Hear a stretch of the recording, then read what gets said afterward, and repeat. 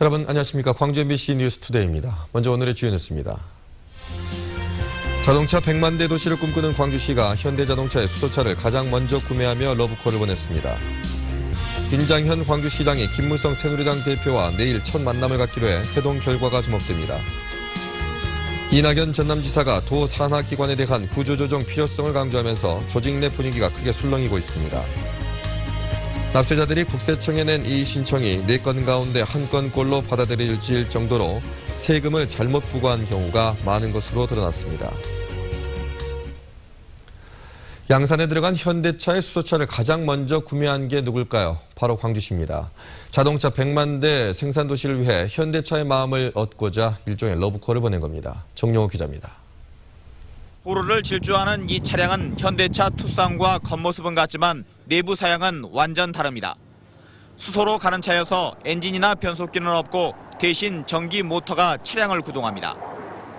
연료인 수소와 공기 중에 산소가 화학 반응을 일으켜 생산된 전기가 차량 구동에 쓰이면서 소음이나 진동, 배기가스는 전혀 없고 성능과 사양도 가솔린 차량과 별반 차이가 없습니다. 광주를 그린시티를 조성하는 것이기 때문에 광주시가 지향하는 탄소 중립 도시 건설에 큰 역할을 할 것으로 사료됩니다. 현대차에서 출고된 수소차 1기호차를 구매한 건 광주시입니다. 인프라 구축을 위해 25억을 들여 5분이면 주유가 가능한 수소 주유소도 최근 지었습니다. 한 대당 억대에 이르는 수소차를 가장 먼저 사들인 건 자동차 100만 대 생산 도시를 위해 현대차에 보내는 일종의 구애의 손짓입니다. 현대 기아차 경영진과 접촉하고 노조와 상생선언을 한 데 이어 수소차가 나오자마자 구입해 현대차의 진정성을 보여주기 위한 겁니다. 우리 시의, 우리 시민의 이런 미래를 향한 새로운 준비, 또 간절한 바람, 이게 서로 잘 교감할 수 있으리라는 기대를 갖고 지금. 광주시는 수소차를 이달 안에 석 대, 내년에 10대를 추가로 구매합니다. 미래 먹을거리 산업으로 자동차 중심 도시 건설을 위한 광주시의 다각적인 움직임이 어떤 결실로 이어질지 주목됩니다. MBC 뉴스 정용욱입니다. 윤장현 광주시장이 김무성 새누리당 대표와 첫 만남을 갖기로 해 결과가 주목됩니다. 광주시에 따르면 윤장현 시장은 내일 오후 국회에서 김무성 새누리당 대표를 만나 박근혜 대통령의 대선 공약인 자동차 100만 대 생산도시 조성 등에 대한 새누리당 차원의 협조를 요청할 예정입니다. 광주시는 내년부터 2020년까지 빅그린 국가산단과 진곡산단에 8,347억 원의 사업비로 자동차 전용 국가산업단지를 조성할 계획입니다. 이 사업이 성공하기 위해서는 정부와 여당의 지원을 받아 내년 국비 예산을 안정적으로 확보해야 하는 상황입니다. 광주도시공사가 소규모 저밀도 도시재생 사업에 지역건설업체의 참여를 확대하기로 했습니다. 조용준 광주도시공사 사장은 사람 중심의 경쟁력 있는 도시를 만들기 위해 빈집 리모델링과 테마형 공동체 마을 조성 등 도시재생 사업을 적극 추진하겠다고 밝혔습니다. 조 사장은 도시재생 사업을 추진하는 데 있어 지역경제 활성화를 위해 지역건설업체의 참여를 적극적으로 유도할 것이라고 강조했습니다. 이낙연 전남도지사가 도 산하 공공기관에 대한 경고를 계속 날리고 있습니다. 구조조정의 불가피성을 자꾸 강조하면서 기관장의 거취 문제를 비롯해서 조직 내 분위기도 크게 술렁이고 있습니다. 문현철 기자가 보도합니다. 이낙연 지사가 공기업과 출자, 출연 기관의 책임 경영을 요구하는 목소리를 높이고 있습니다. 기관장의 임기제는 존중한다고 하면서도 임기제 속에 숨지 말라고 경고성 발언까지 던졌습니다. 취임 100일 기자회견에서도 지금 진행 중인 경영진단 결과를 토대로 구조조정의 불가피성을 강조했습니다. 외부 전문가들과 관련 공무원들이 TF를 구성해서 경영을 진단하도록 조치했습니다. 그 결과에 따라 경영과 사업을 개선하겠습니다. 수천억 원의 빚을 떠안고 있는 전남개발공사는 좌불안석입니다. 이 지사가 줄곧 개발공사의 경영 개선을 지적했고 도 종합감사까지 받는 입장이어서 앞으로 추이에 촉각을 곤두세우고 있습니다. 기존에 걸려놨던 거를 어떻게 보면 직원들 자체로 좀 정리를 해가고 있는 상황이라고 볼 수도 있는 거고 경력들이 많이 떨어져 있습니다. 전남도 산하 공공기관은 27개, 이들 기관장 대부분이 최소 1년 이상의 임기를 남겨놓고 있습니다.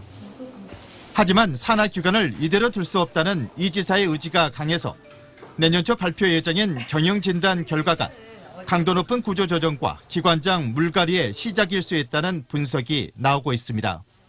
MBC 뉴스 문현철입니다. 새정치민주연합의 김영록 의원은 국세청이 마구잡이로 세금을 부과하고 있다고 지적했습니다. 김영록 의원은 지난 2009년부터 올해 6월까지 국세 부과에 대한 이의 신청이 2만 7천여 건에 달하고 이 가운데 25.6%는 인용됐다며 일단 부과하고 보자는 식의 국세 행정은 잘못이라고 지적했습니다. 또 같은 기간 동안 이의 신청이 인용되거나 소송에서 패소해 납세자에게 되돌려준 세금이 3조 원이 넘는다며 국세청에 대책 마련을 촉구했습니다. 전남 지역 특성화 고등학교의 미달 인원이 전국 특성화고 미달 인원의 3분의 1을 차지하는 것으로 나타났습니다. 교육부가 제출한 국정감사 자료에 따르면 전남 지역 특성화고의 미달 인원은 639명으로 17개 시도 가운데 가장 많았고 전국 미달 인원 1,967명의 32.4%를 차지했습니다. 반면 광주 지역 특성화고에서는 미달 인원이 한 명도 없었습니다. 전남 지역 자치단체들이 장애인 콜택시 도입을 외면하고 있는 것으로 드러났습니다. 국토교통부가 제출한 국정감사 자료에 따르면 지난해 말 기준으로 전남 지역의 장애인 콜택시 도입 대수는 50대로 법정 기준인 150넉 대의 32.5%에 불과했습니다. 특히 장성과 보성, 영광, 해남 등 전남 지역 8개 시군은 장애인 콜택시를 한 대도 도입하지 않은 것으로 나타났습니다. 학생들이 타고 다니는 통학버스의 주행거리가 몇 킬로미터 정도 되는지 알고 계십니까? 한 국회의원이 조사를 해봤는데 10대 중에 4대꼴로 20만 킬로미터를 넘겼다고 합니다. 송정근 기자입니다. 광주의 한 고등학교 하굣길, 학생들을 태우기 위해 관광버스들이 들어옵니다. 이 차량들의 주행거리는 얼마나 될까? 취재진이 확인한 결과 이 차는 47만 킬로미터를 뛰었습니다. 실제로 광주에서 운행되는 통학 차량 325대 가운데 20만 킬로미터 이상 달린 차량은 129대로 전체의 40%에 달했습니다. 이 가운데는 50만 킬로미터 이상 주행한 차량도 12대나 포함돼 있고 가장 오래된 차는 70만 킬로미터를 넘겼습니다. 새누리당 안홍준 국회의원은 20만 킬로미터를 넘긴 버스는 노후화로 인해 언제든지 사고가 날 가능성이 높다고 말합니다. 에너지경제연구원 발표를 기준으로 주행거리가 20만 킬로미터 이상 된 차량은 10년 이상 된 노후 차량에 해당된다는 겁니다. 대부분 통학버스가 임대차 계약으로 운영되다 보니 주행거리 등에 대한 제한 규정이 없고 등하교 시간 이외에는 관광버스로 이용돼 주행거리가 많아지게 된 데에 따른 것입니다. 교육청은 안전에 문제가 있는 것은 맞지만 규제 조항이 없어 어쩔 수 없다고 말합니다. 안전상 문제는 당연히 있을 것으로 생각은 하고 있습니다. 그런데 이제 저희 교육청 차원에서 이거를 해결하기는 어렵고 말입니다. 중앙정부 차원에서. 하지만 버스회사 측은 주행을 많이 한 버스라도 법적으로 최대 11년까지 탈 수 있고 정기점검을 하기 때문에 안전에는 문제가 없다고 말합니다. 노후되면 부속을 계속 새 걸로 교환해서 정비해서 사용하니까요. 그다음에 정식으로 1년에 한 번씩 점검을 받고요. 정기 점검을 받고 학교에 투입된 차량들은 6개월에 한 번씩 다시 무료 점검을 받아서 전북 전주시의 한 고교 통학버스는 무려 227만 킬로미터 가까이 주행한 것으로 나타났습니다. 내가 타는 차라도 내 가족이 타는 차라도 이렇게 많이 뛴 차를 운행할 수 있는 것인지 학부모들의 불안이 큰 만큼 정부와 교육당국의 제도 보완이 시급해 보입니다. MBC 뉴스 송정근입니다. 세월호 참사와 관련해 감사원의 감사 결과 발표가 지연되고 있습니다. 해경 고위층의 해임과 계급 강등 등 강도 높은 내용이 담겼을 거란 추측이 나돌면서 해경은 말 그대로 초긴장 상태입니다. 김양훈 기자입니다. 세월호 사고와 관련해 검찰이 발표한 해경의 문제점은 크게 세 가지입니다. 관제 실패와 구조 지연, 언딘과 유착으로 20여 명이 구속되거나 불구속 기소됐습니다. 부실 구조 영사 책임은 경위선에서 끝났고 해경 고위층의 책임을 묻는 데는 실패했습니다. 그러나 감사원 최종 감사 결과는 다를 수 있습니다. 해경 징계통보 동향보고 문건이 벌써부터 공공연하게 나돌고 있습니다. 총경급 이상 해경 간부 6명이 해임이나 강등된다고 적혀 있는 등 징계자는 28명에 달합니다. 감사원이 조만간 세월호 사고와 관련된 최종 감사 결과를 발표할 예정인 가운데 해경이 그 결과를 미리 예측해 작성한 겁니다. 당초 2주 전으로 예정됐던 최종 감사 결과 발표가 지연되면서 직원들은 동요하고 있습니다. 쉬운 일을 것 같은데 늦춰지고 있는 것 같아요. 아니 그렇기 때문에 검찰 수사 결과와 감사원의 징계 수위가 어느 정도 맞아야 하는데 검찰이 해경 고위층에 면죄부를 줬기 때문에 감사원도 대규모 징계는 하지 않을 거란 관측도 있습니다.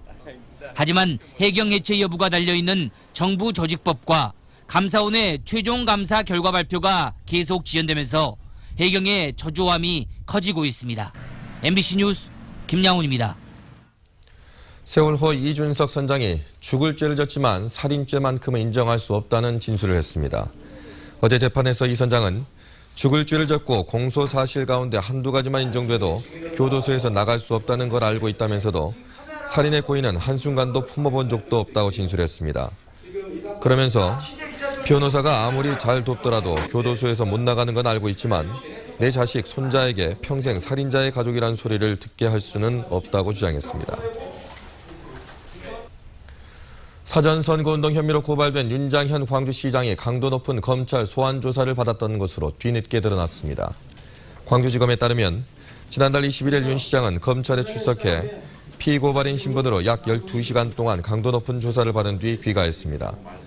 윤 시장은 광주 지역 모 유권자단체 대표와 함께 지난해 10월 선거대책위원회를 결성하기로 합의하고 지난 3월까지 수차례 회의를 열어 선거대책을 마련한 혐의로 고발됐었습니다. 윤 시장이 검찰에서 어떤 취지로 진술했는지 검찰은 확인해 주지 않았습니다. 한편 검찰은 지난 8월 유권자단체 대표의 집과 사무실을 압수수색했습니다. 선거법 위반 혐의로 재판을 받고 있는 노희용 광주 동구청장의 측근이 명절 선물을 돌렸다는 의혹이 제기돼 검찰이 사실관계를 확인하고 있습니다. 광주지검은 노 청장의 지인이 지난해 추석을 앞두고 주민에게 과일 등을 선물했다는 의혹과 관련해 선관위로부터 수사 의뢰를 받아 확인 중이라고 밝혔습니다. 한편 노 청장은 동구 자문단체 해외 연수 과정에서 금품을 제공한 혐의로 기소돼 재판을 받고 있는데 오는 13일 선고가 내려질 예정입니다. 광주지법은 상습 공갈 등의 혐의로 기소된 김모 씨에 대한 공판에서 최근 언론에 김 씨 사건과 관련한 내용이 담겨서 판결의 신뢰에 영향을 미칠 수 있다며 선고를 미룬다고 밝혔습니다. 시설하우스형 난방기 제조업체 대표이자 장애인인 김 씨는 2012년 전남 농업기술원의 성능검사에 미흡 판정을 받아 판매 계획에 차질이 생겼다는 이유로 농업기술원 직원을 협박한 혐의 등으로 재판을 받고 있습니다.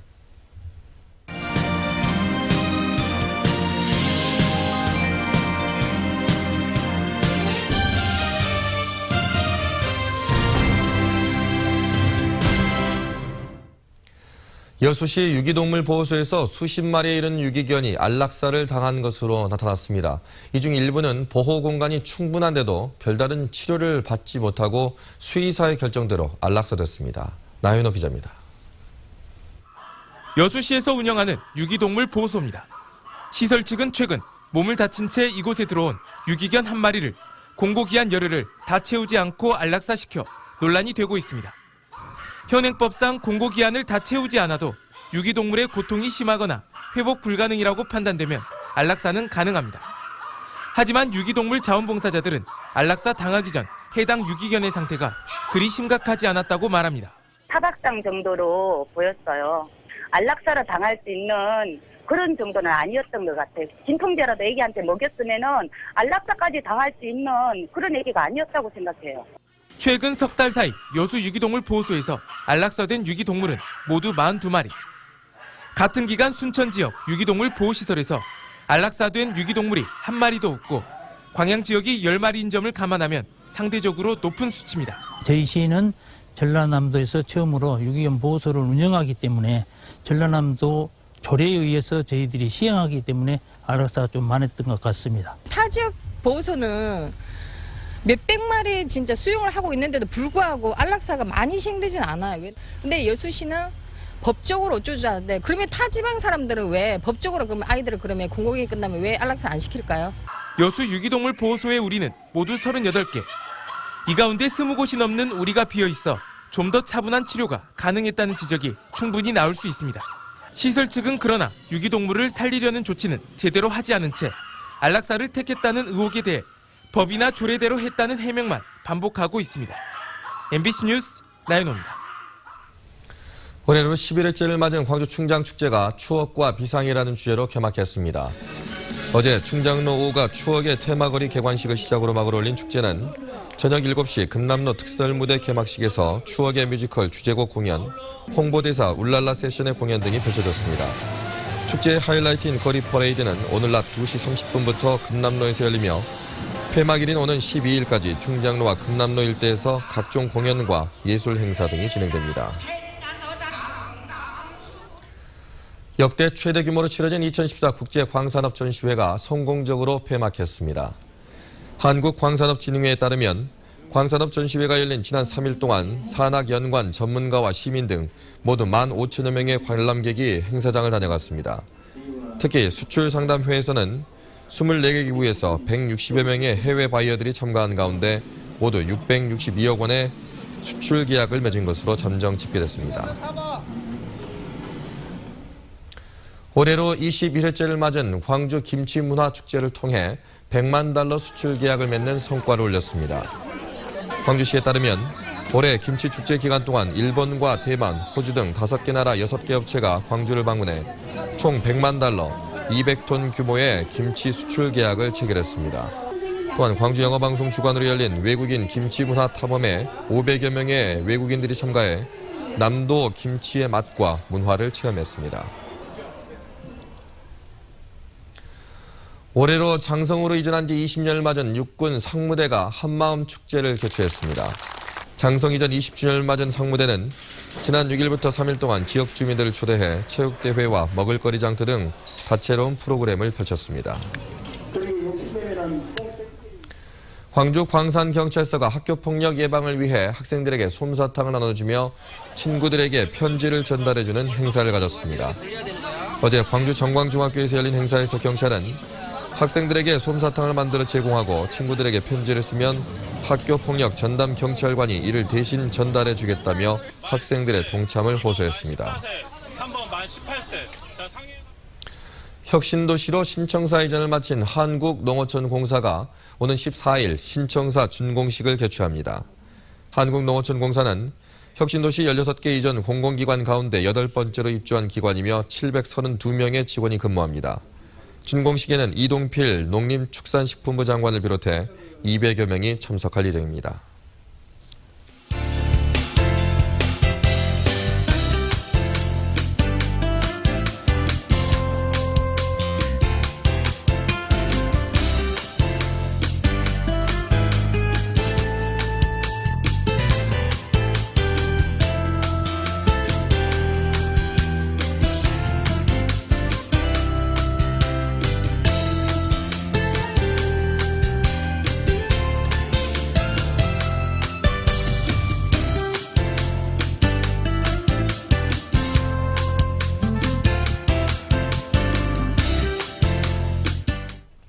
한글날인 오늘도 야외 활동하기 좋겠습니다. 고기압의 영향으로 대체로 맑겠는데요. 다만 아침 저녁으로 쌀쌀한 공기와 큰 일교차는 주의하셔야겠습니다. 아침 기온 광주 13도, 장성 10도까지 떨어졌습니다. 이렇게 기온이 떨어지면서 산간 지역에서는 서리가 내리기도 하겠는데요. 반면 한낮에는 26도까지 올라서면서 가을을 즐기시기에 좋겠습니다. 이 시각 장성과 담양 10도, 구례 8도, 화순 11도를 가리키고 있습니다. 낮 최고 기온 담양과 구례 25도, 광주와 나주, 화순 26도로 어제와 비슷하겠습니다. 바다의 물결은 먼바다에서 최고 2m로 조금 높게 일겠습니다. 당분간 비 소식은 없겠고요. 이번 주 주말부터 다음 주 화요일까지는 북상하는 태풍 봉퐁의 간접 영향으로 남해안 지역에서는 바람이 강하게 불겠습니다. 날씨였습니다.